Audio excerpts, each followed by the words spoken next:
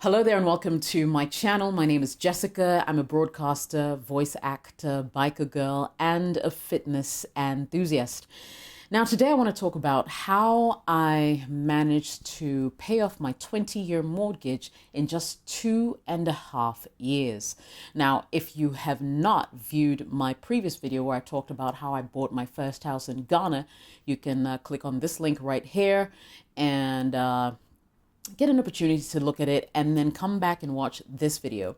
Or if you just want to skip right to it, you already own your own home, you have a mortgage and you're wondering how you could possibly pay it off, well, this is the right video for you, especially if you live in Ghana. And so if you're ready as I am, we'll go right into action.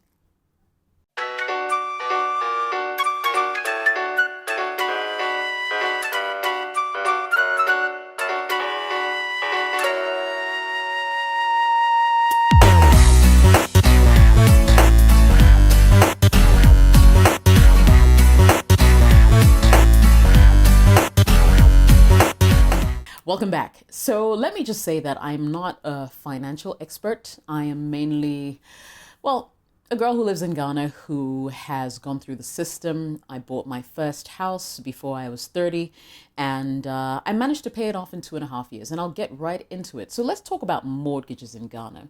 For those of you who are new to the concept, essentially you go to a bank or a mortgage company and you say, hey, you know what? I have found this property that I really like. It's costing, say, $10,000 and I would like to buy it.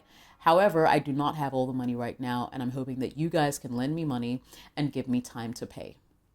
In layman's English, that's what a mortgage is. So if they give you the facility, it means that they've given you a mortgage. And so until you're actually done paying, you do not have rights to the house. And in case you do default, they could take the house back.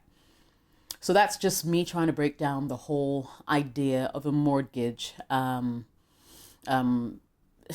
easily as possible. Now, that being said, this is also a reason why I chose a mortgage over building my own home. And there are a couple of reasons why. For starters, my first house costs a couple of thousands of dollars, and I did not have that exact amount to be able to pay for the house. So I needed someone to be able, or some company or some facility, to be able to grant me the access to that kind of money with which I used to purchase the house. So if you're like me and you didn't have enough funds, this might be the way to go. Also, in Ghana, we tend to have a lot of land litigation issues where some of these stool lands and family lands are sold to several people at a time. And I've actually been a victim of that before, where I owned a piece of land for over 8 years. And one day I came back and, someone had started building on it and it turned into a whole issue. There were land guards and whatnot.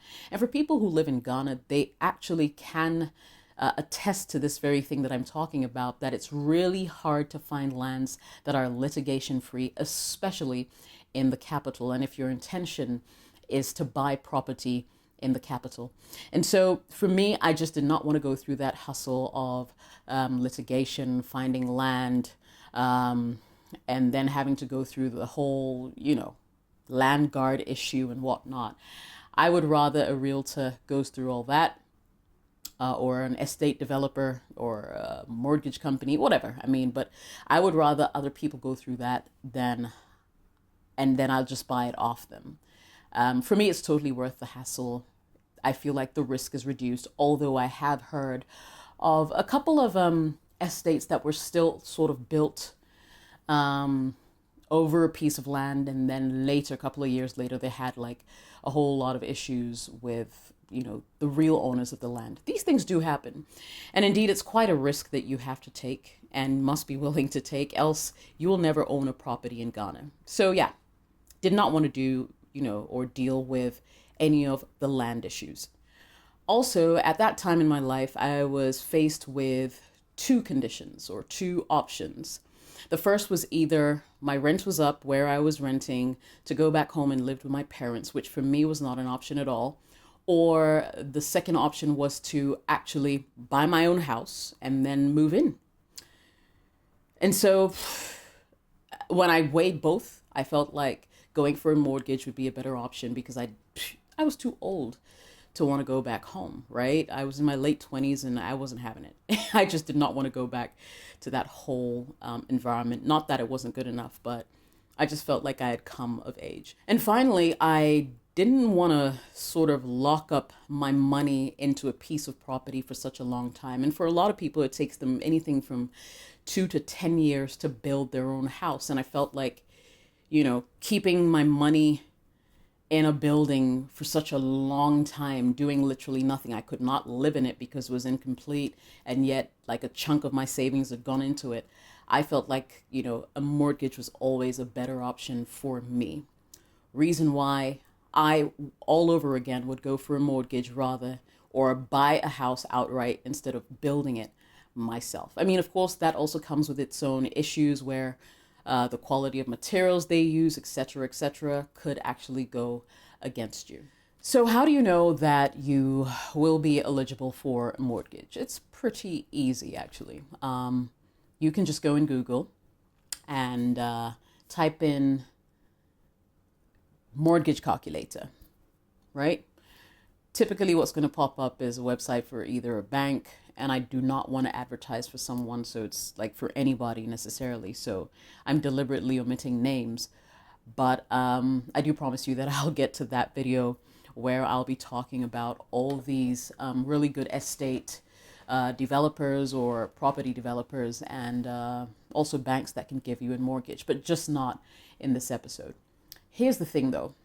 To be eligible to get a mortgage, obviously you need to have like a good paying job, a regular flow of income, and you need to be able to show proof that you'll be able to do the monthly repayments, because once you default, that had its own sort of set of consequences, right?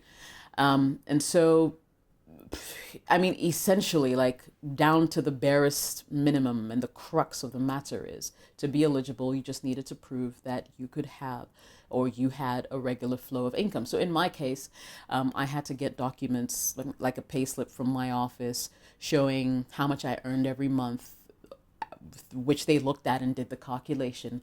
And then I also had to show my bank statements to see, what my inflows were, because I had other streams of income besides media.